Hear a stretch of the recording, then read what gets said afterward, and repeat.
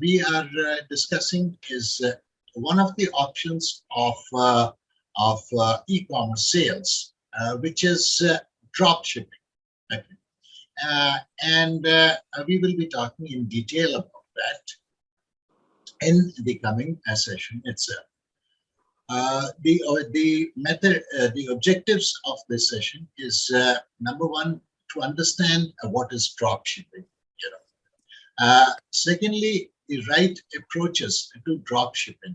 What should we, once we understand what is drop shipping, then certain tips and all, and how to choose the best drop shipping suppliers.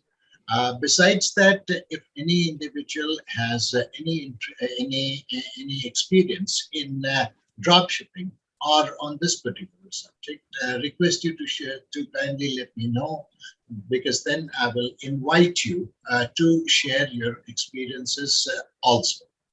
And with that, moving ahead, I see that my good friend Carol has joined in from Boston. Oh, how are you doing, Carol? All well there? It's raining. It's raining, raining, raining. I'm so glad to be here.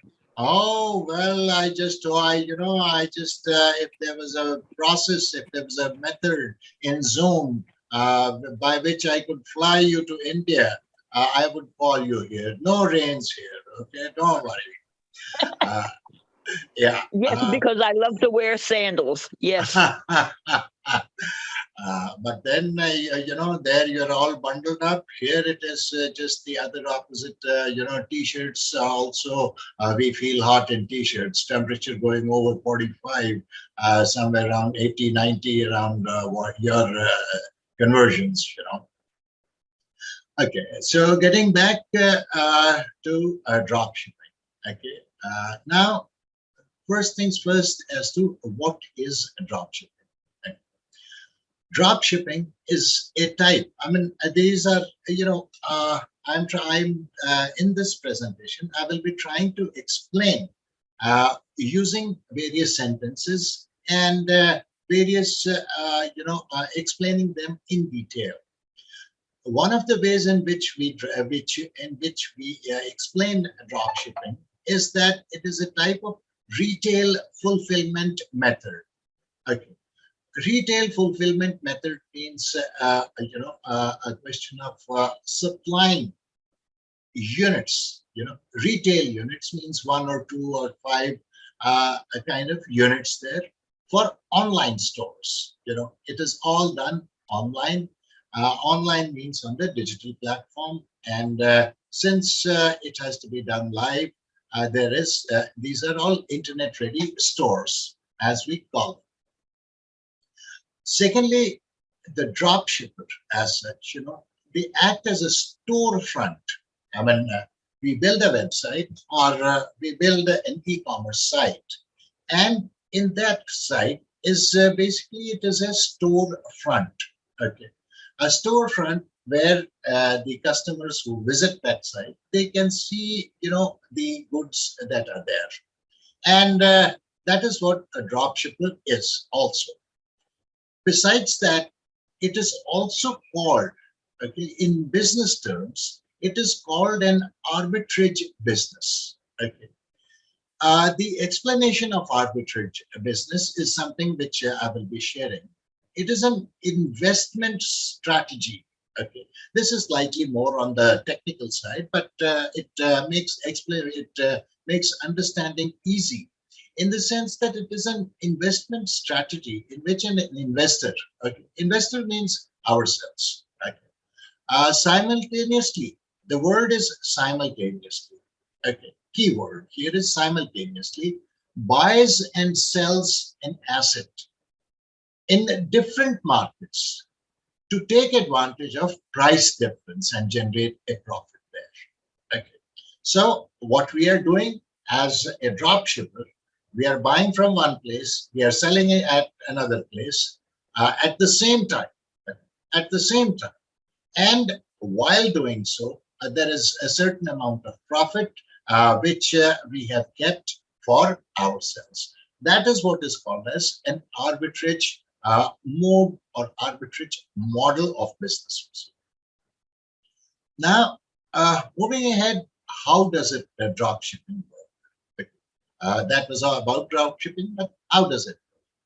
Now, drop shipping from a management point of view, it is a supply chain management method, okay, which involves now in a supply chain there are various people involved or various categories of individuals involved. So it is a method, it is a management, it is a supply chain management method. And what is a supply chain management? It is a network of suppliers, materials, manufacturers, and the retailers involved in the creation and distribution of a product from production to customer delivery. Okay. Another way to put it in very simple terms, the manufacturing process is the same, but then one of the things is since there's a supply chain. So after the manufacturer comes in, the wholesalers, then come in the retailers, and after that, come in the customers or the consumers, the end consumers, as we call them. Managing that, managing our work in between that, that is what is called as drop shipping, and that is how it works. Now, the parties that are involved in drop shipping are, but first and foremost is the manufacturers. Now, what the manufacturers do is they create the products. Number one, they create the products, and followed by that, they usually don't sell to the public. Public means end users. They don't sell directly. They manufacture and they sell it in bulk to the wholesalers and retailers instead. That is whom, I mean, what you could call it, forwarding to the goods of the goods, and still the wholesalers and or the retailers there. Now, after that, after the manufacturers, there comes in as the another element, which is wholesalers. Now, wholesalers, they buy the products from manufacturers and then mark them up before selling them to the retailers. This is business. It is not a charity. So any individual who is in this supply chain is kind of is also making money for themselves. So the wholesalers also, they buy the products from the manufacturers. They are the first middlemen, as we call it. And before selling it to the retailer, they mark it up slightly. Okay. One of the advantages of wholesalers is that they stock products from a variety of manufacturers. Okay. So these are wholesalers basically. After that comes in the retailers. Drop shipping as an individual, okay, with the lesser amount of capital, I would say, is the retailers is the stage where most of us enter the drop shipping market. Okay. And what a retailer does is they sell their products directly to the public at a market. When we say directly to the public, it means to the end consumer or the customer. Right? That is known as the public as such. Besides that, the last chain, the last end of the chain is customers. Okay. The customer, they buy the product from the retailers. So to recap again, the manufacturer produces the goods, the wholesaler buys the goods from the manufacturers and stocks them. They stock them also. Retailers, they sell, they only sell, they do not stock. Okay. And that they do that through their online presence there. And the customer is any individual who is there on the internet, who is looking for a product, comes across your site and buys the product there. So that is what, and the retailers is something which are who are called dropshipping. items. This method is for drop shipping. Now, the cycle of drop shipping, okay, is number one. How does it work? The retailer, they set up an online store and add products from wholesalers or manufacturers. Wholesaling, a very what we call it, an organization like say Alibaba or AliExpress as it is called, Amazon or eBay. They have two categories. One, they sell to the public at unit prices or to their customers.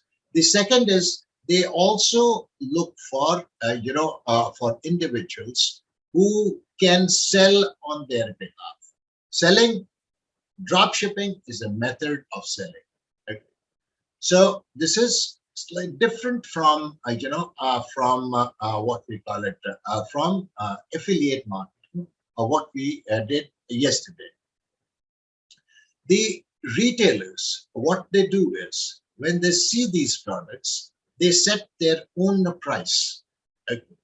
Own price in the sense that, say, for example, if at Amazon I come across there is a very good deal that I see there, which I feel that my customers can buy at. I find that there is a deal for a notebook, and that particular notebook, the paper notebook, they are selling at say 5 rupees or say 50 cents. I take that same article, I price it at say $2 because I know my customers can pay $2. And then when the customer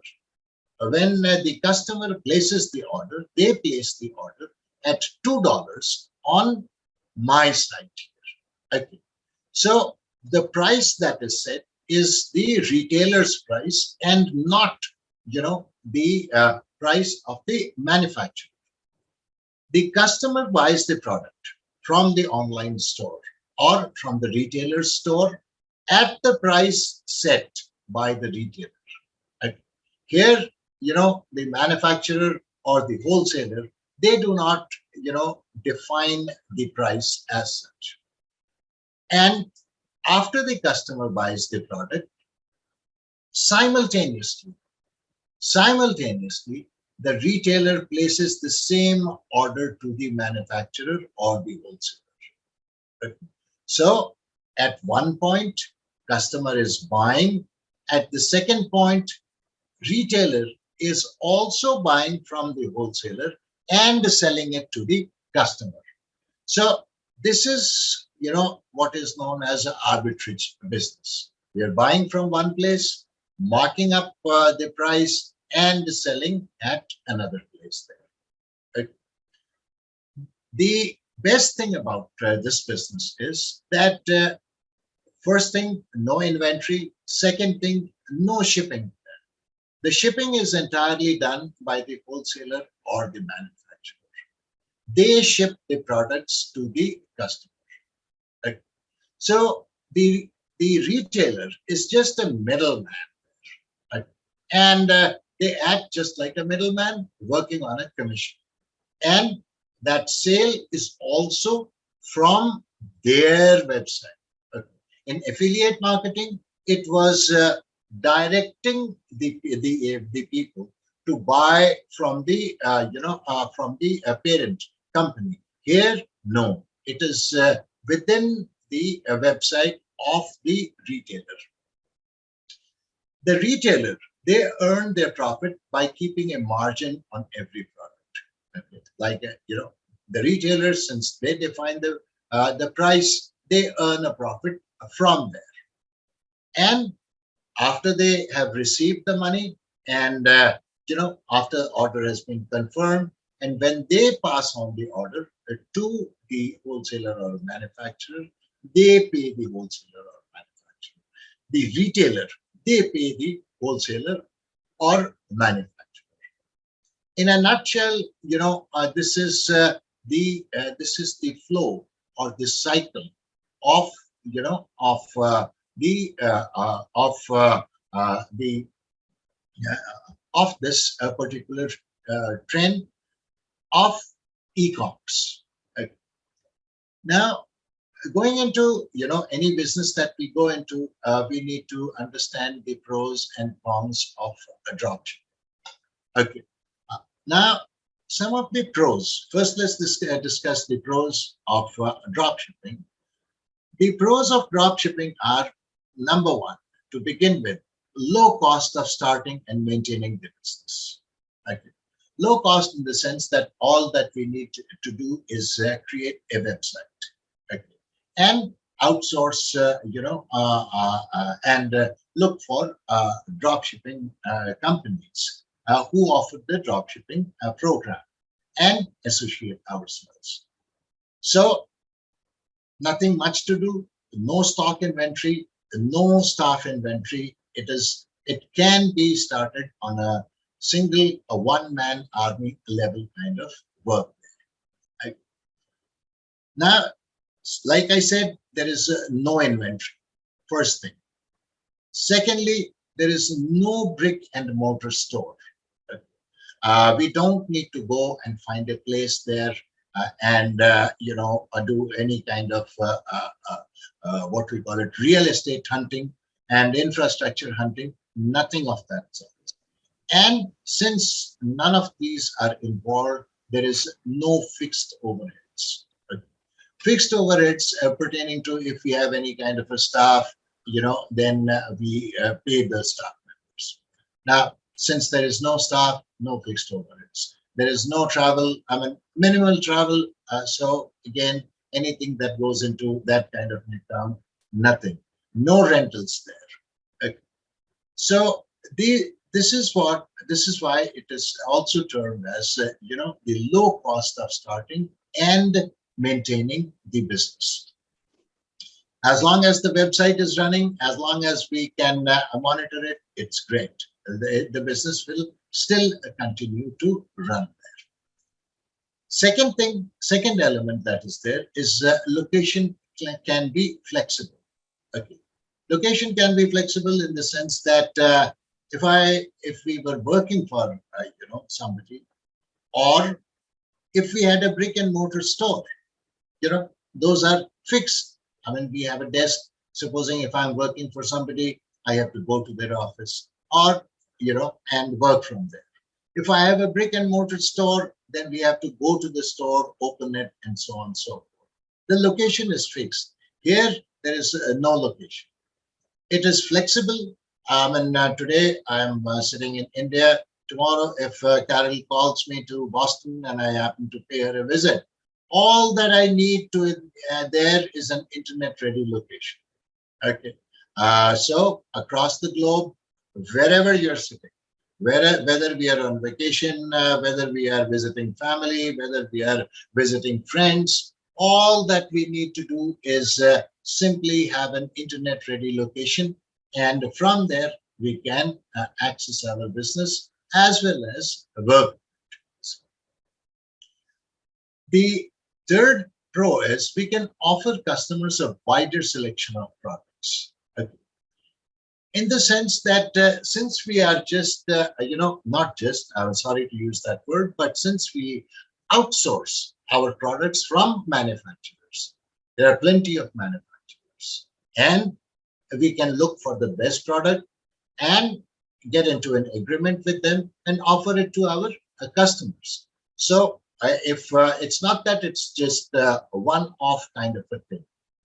And as I had said earlier, also shared earlier also, that wholesalers, they carry multiple products. So if we get in touch with a wholesaler who has multiple products and maybe various categories of the same product, we can tie up with them, and automatically our selection becomes wider.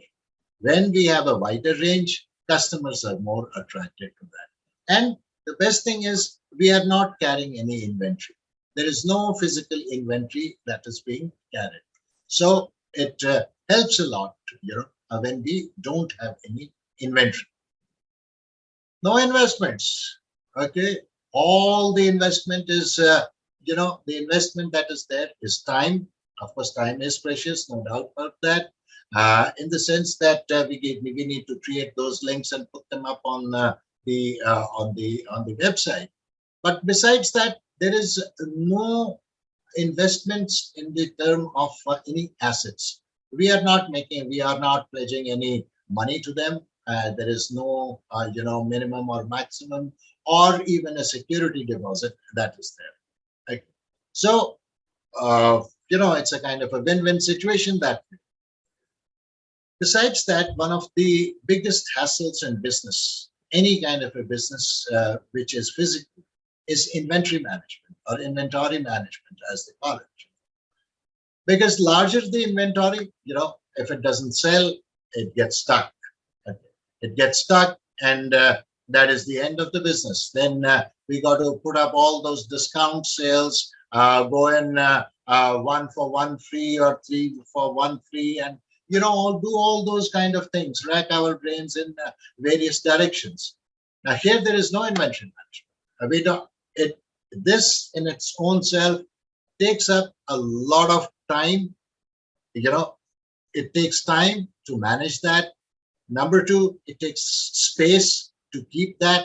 Number three, it needs more manpower. And at the same time, the blood pressure is always pumping high if the inventory levels are going higher. So there's nothing of that sort here. And since there is nothing of that sort, we have lesser staff. Okay. Lesser staff to deal with. So this again, it's not everybody's cup of tea to deal with staff. I mean, at times it becomes very, very overwhelming also. And then we have all those regulations about, whether if it's the US, then all those 401ks and, all the leaves and this and that and taxation.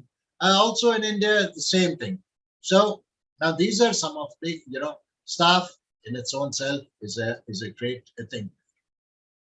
Now going over to some of the cons. Okay, every business has a flip side.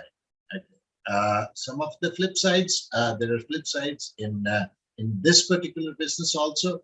And when choosing for any business, when going in for any kind of business, we also need to ensure that what is the flip side.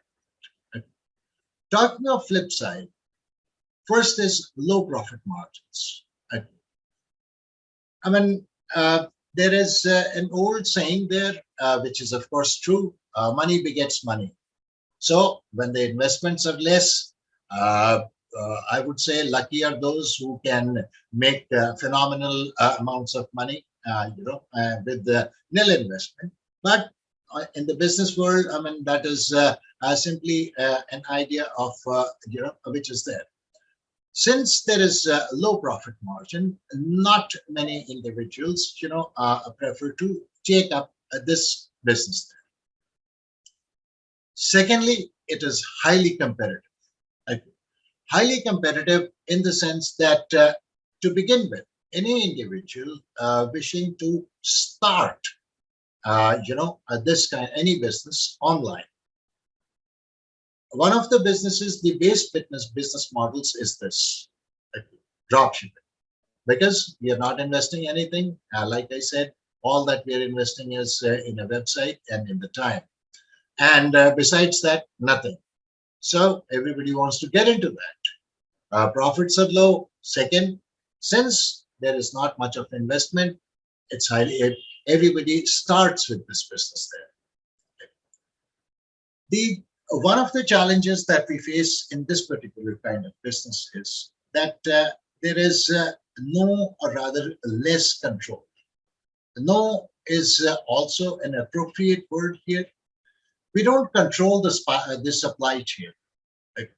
Supply chain means that if supply chain, like I had said, there are four elements of the supply chain here. Number one, the manufacturers. Number two, the wholesalers. Number three, retailers, us. And number four, customers. These are all elements, besides our own. Our shop is based on, these three pillars over which we can't control much. If there's a challenge with the manufacturer, there's nothing much that we can do about it, and just hope that things take a better shape. Similarly, when if when we are looking at customers, we can make the best of efforts to get customers in, but there comes a time when our customers of the door are not there. Similarly, with if we have a wholesaler there, and for some reason the product that we have published on our website is selling like hotcakes, and others have placed the orders quick. So, except for networking, or we don't control any of the elements there in the supply chain. Yes, if we were doing a brick and mortar kind of a thing, we could invest and we could get them in. Then, of course, the control is there, but not beyond that. The like when we say no control over the supply chain, besides these elements, we cannot control the inventory from multiple sources. Multiple sources means that our business takes off. We want the business to take off, and we start getting products from. We start listing multiple products. With the multiple products, along with the products, there is the flip side of that is that there are multiple sources also. We don't control them. More the number of people, more the number of sources, more the kind of the hawk eye over that. And if anything goes wrong there, it affects our business. The retailers, unfortunately, this is this may seem a little bit overwhelming, but it is true, and we should be aware of it too, that a retailer or an online store owner, they are a middleman. We are a middleman in between the customer or the consumer, end consumer, or the and the wholesaler or manufacturer. Anything that goes wrong in the product that we are selling, we have to be at the mercy of the wholesaler or the manufacturer, because they are the ones who would address the customer grievances. And any delay on their part affects our business also, because we are the front face. We are the store.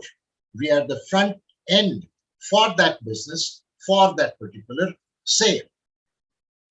Number two, any kind of a delayed communication. A delayed communication, say if a consumer has a kind of a challenges or needs any kind of help, we would the retailer would get in touch with the wholesaler or the manufacturer. For any reason, there is a delay in communication. These days, social media is very active. Everybody is active on social media, and since they are active on social media, there's not much time that they take on to go on to both our site and the manufacturer's side to give any kind of adverse comments. Those comments affect us because we are or rather the retailer is the front face. So that is this is one of the challenges that are faced there. Not that it happens any day and every day, but once in a while. And even if it does happen, if it does not happen, we should be aware of these things. A small element there is also legal liability, but this is not big, because when we enter into any kind of a contract, for a drop shipping with any of the companies, we can check this angle also. And if there is anything untowards that is there, We can stop it or get the contract modified. But nevertheless, this needs to be checked, especially when selecting any kind of an agent for dropshipping. The last is, in the long run of business. If we, at any, if we've started a business and we want to build a brand for ourselves, a brand is associated with a product. I mean, any brand that we look at, it is associated with a product. Here in dropshipping, what happens is that we have multiple products. Right? The products, they are delivered or they are branded by the manufacturer. Right? So it's not our brand. Now, since it's not our brand, then how do we build our brand? Okay. And a brand is something which lasts much longer than the business. Right? So here in the drop shipping, since there is no physical product, if there is no physical product that we are manufacturing or which we are branding, it is very difficult to build a brand. And, so this is something that is a negative in the long run. Right? Now, one of the, besides this, okay, I just forgot to say questions, if any, you can put them in the chat box, and or you can briefly unmute yourself and ask me also. No challenges with that, because this is a purely, discussion, or as I would say, sharing information from from my slide deck. So I would welcome questions, if any, at any time. So, I have a question. yes. This is Sana. You mentioned that my thing that I will be selling is something I created, and I'm going to have to go to a manufacturer to manufacture it for me. Okay. So I'm guessing mine may be a little different with the branding, because I will already have the brand since I'm the creator of the product. Yes. In that case, in that case, you are. But then, who would be shipping the goods out? The manufacturer would be shipping the goods. That's why I'm taking these classes, so I can find out how to do that. I haven't even manufactured the product yet, because I'm taking these classes so I can manufacture and get the shipping together and all that. So, okay. Offhand, of course, I'm no specialist in that, but going by the academic knowledge that I have, there could be two things. I mean, of course, depending on the kind of inventory or the kind of agreement that you have with the manufacturer. If you are, there could be two phases. One, you get the goods manufactured, and what you call it, you just warehouse them at the manufacturer. It's themselves. Just leave them there and get a shipping agent who will pick the goods up from there and ship it off. That could be one. Then you have absolute control over both the product as well as as well as the shipper. Secondly, if the manufacturer is already having a shipping arrangement, and they would they would also be happy to do the shipping on your behalf at whatever rates that are there, and that is something that you have to negotiate. Then that could also be a second model. The third model would be that since this is this is a first time venture for you, or you have some first. Then one of the things could be that you could connect with your manufacturer also and tell them that this is a venture that I am planning, and this is what I intend to do, and I want your just tell them at the beginning itself that I want you to kind of create the product as well as stock it as well as ship it for me. Take their costs. Okay. So Take them. I'm guessing these questions you're getting ready to tell us to ask is what I'm going to have to ask them when I contact them. Yes. Okay. You could just tell them that now these questions that are going to come in. Besides that, I will also address. Now I know what you're looking for, so I will also address those points too. Okay. Yeah. Thank you. Welcome. Okay. Now.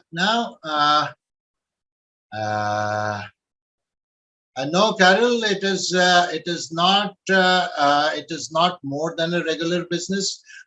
These are businesses actually, Carol, which are more online, and since we don't delve much in the online, we are not used where we don't use the online method all the time, except and until it's a very big brand name and we are sure about it. Okay. Now, for example, you wouldn't mind buying from Amazon, okay, because it's a brand name. It's a big name, and they have all the policies, refund policies, return policies, X, Y, Z, and it's a big name. But yes, when it comes down to smaller, kind of a business, then it takes a little bit of a time to establish. That is number one. And number two, it pays. This is not any kind of a business which makes you a rags to riches overnight, or as they call it, you don't become a millionaire overnight. No, these are not those kind of businesses. But yes, the comfort with which you can get into this business, right, and build it over a longer period of time is much more than establishing a regular business. Majorly from the point of view of what we call as the investments. Right? The investments in a regular business are much more. The devotion to any kind of a business which is in the physical, which is more physical, in the form of any brick and mortar kind of a thing, that is much more. Okay. And if we do not follow that, okay, if we do not follow that, then the chances of losing money becomes more. Now, okay, in this business, if we do not have any investment, then besides time, uh, and do not have means a minimal kind of an investment, then the losses are much lesser. Right? And if we really work on it in the long run, we can make money. Not overnight, that is for sure. Right? But yes, before starting the business, we have to do a lot of homework, which, like, for example, if all that we are set in our mind that, say, I just want to open a local grocery store in the neighborhood, that doesn't require that much of thinking, because we know what sells, what goes on there. We've been living there, and so on and so forth. Compared to that, yes, this is definitely a slightly difficult, but more rewarding. That much I can tell you. So coming back, what have I done? I have just give me a moment, please. Okay, exit full screen, go down.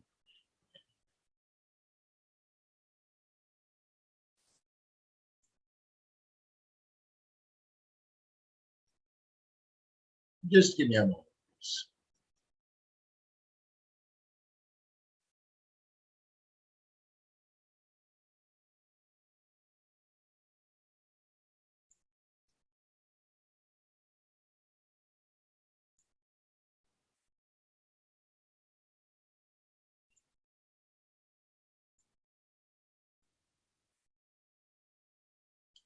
Yeah.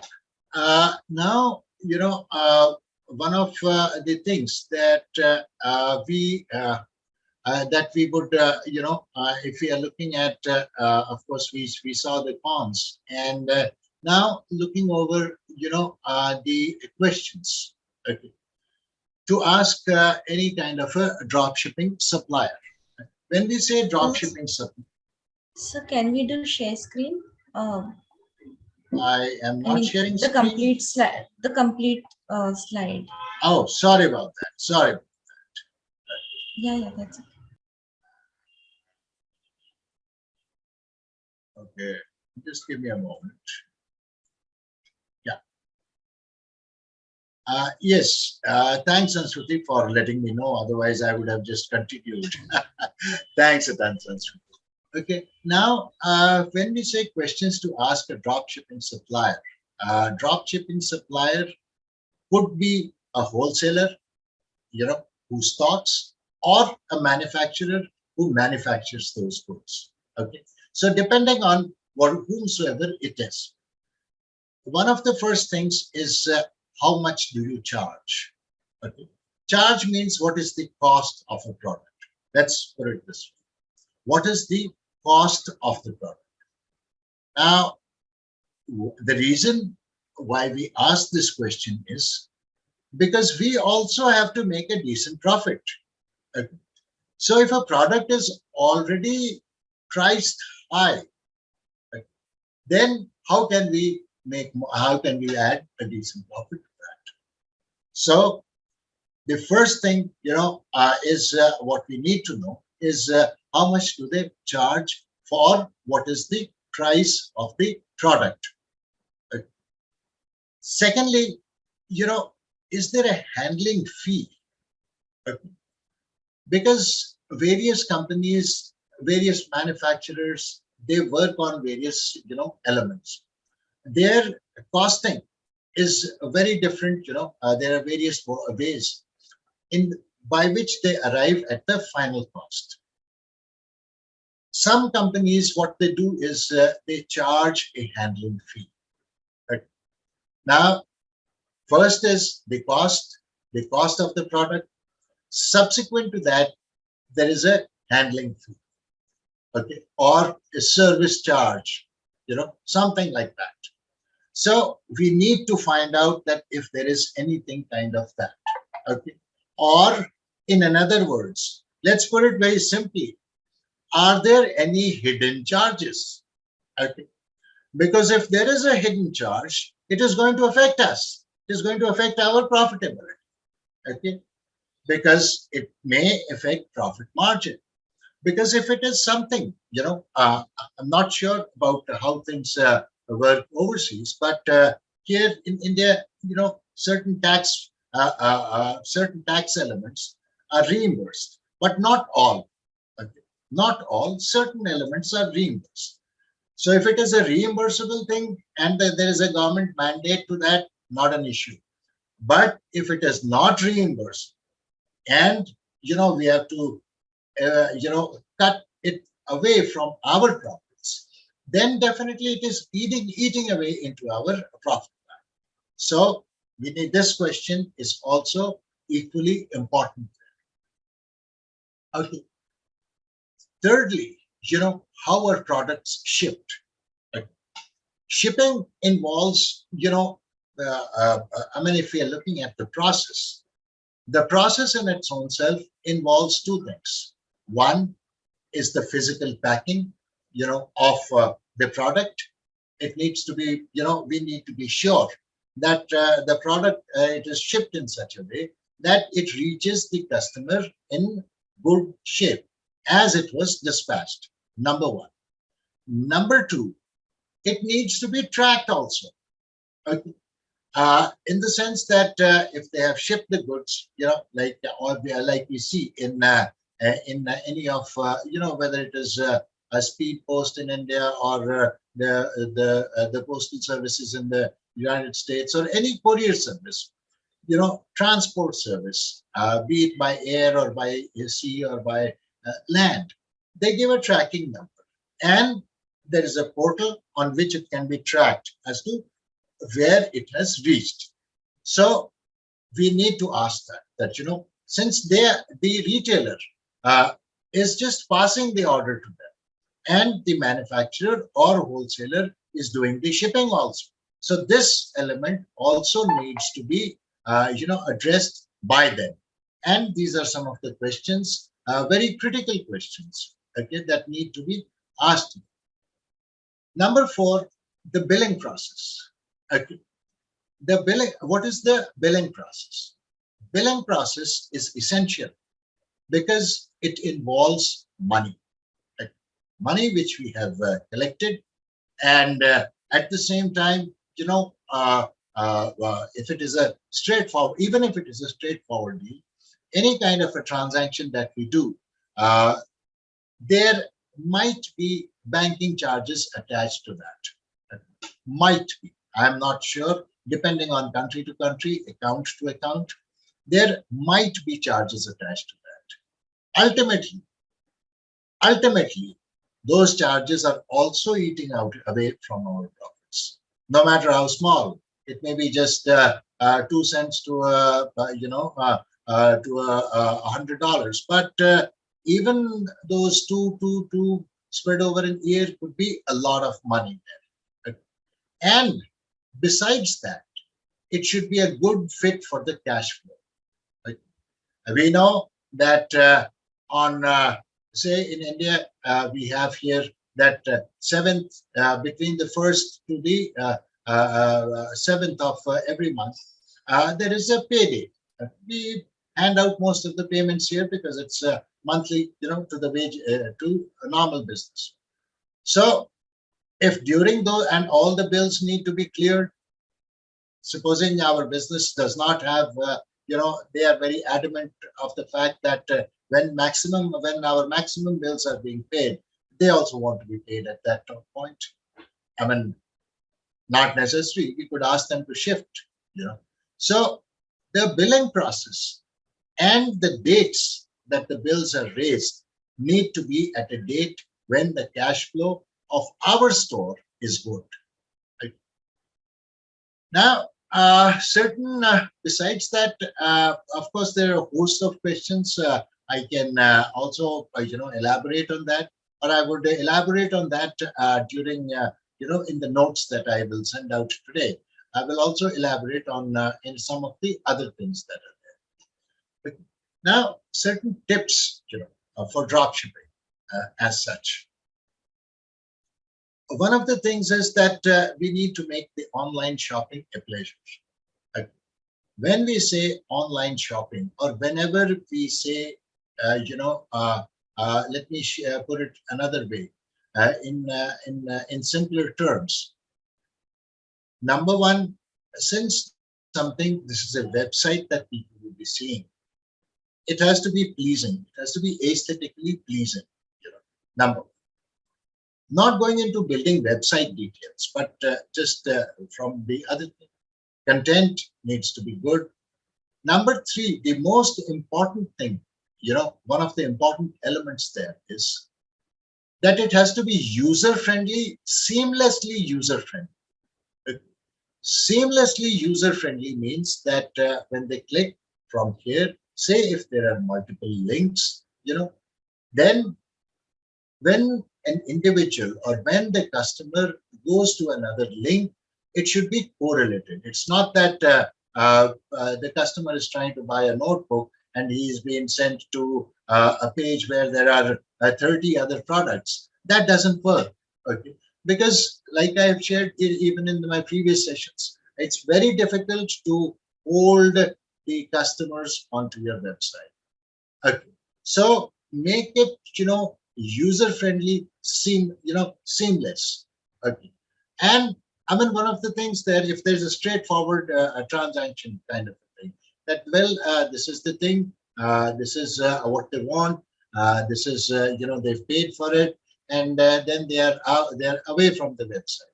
You could devise another page by which they can come back to the home page and look for other things, or else if they've done, they can, just move off. Of course, we don't want them to, but then, keep it user-friendly and kind of seamless there. That is the the key to online, to a pleasure in online shopping. Yes, we could add this and that and do so many things there, not to do, especially in the initial stages, not to try and work on that. Okay. Then, another thing that is there is we have to be particular about products. Products in the sense that this I had shared yesterday also, that if we are offering a range of products, try and offer complementing products. Because complementing products, the chances of sale of a complementing product is more. And if we have a complementing product and a good, when we say a product means, a particular product, one, complementary product. Second, the quality of the products.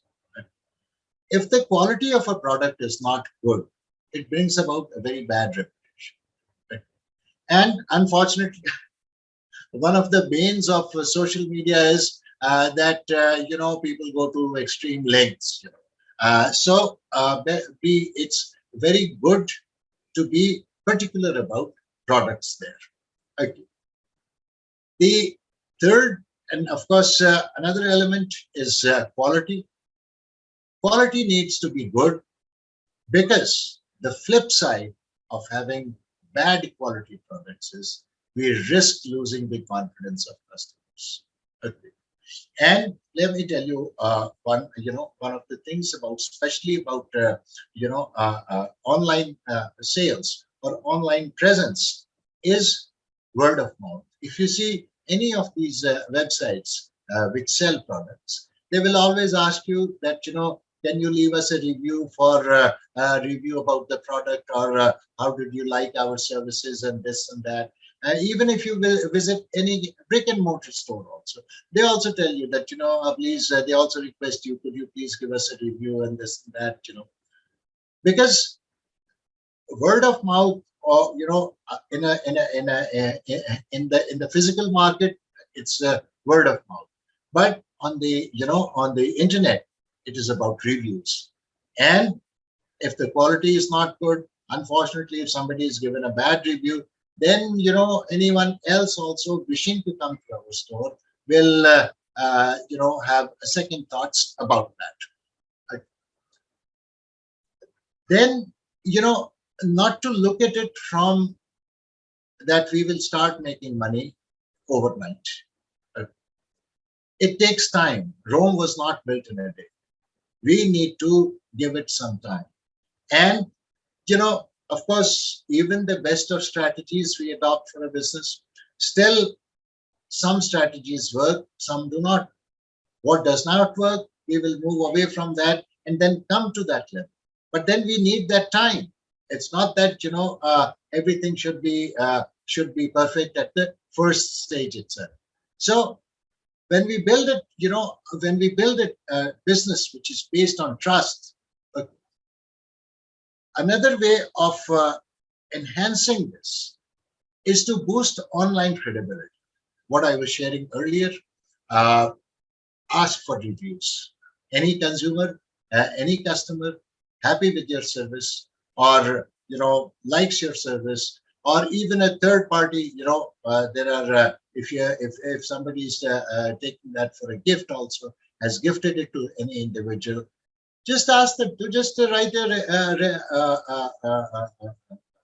review there, or post a picture, a nice product, so on and so forth.